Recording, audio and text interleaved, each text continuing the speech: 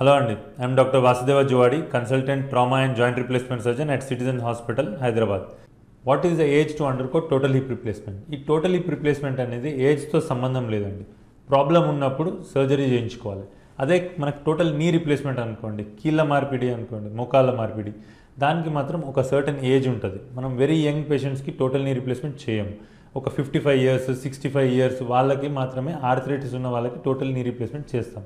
అదే total hip replacement అనుకోండి, ఒక 20 ఏళ్ళ అబ్బాయికి కూడా రావచ్చు. అంటే వాస్కులర్ నెక్రోసిస్ రావచ్చు, లేకపోతే డిస్ప్లాస్టిక్ హిప్స్ అంటాం, అలాంటి కండిషన్స్ ఉండొచ్చు.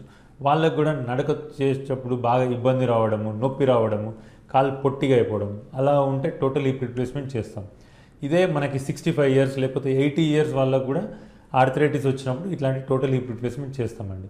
So it depends on the problem, not on the age. A age వాళ్ళకైనా ప్రాబ్లం ఉన్నప్పుడు you can undergo total hip replacement. Thank you.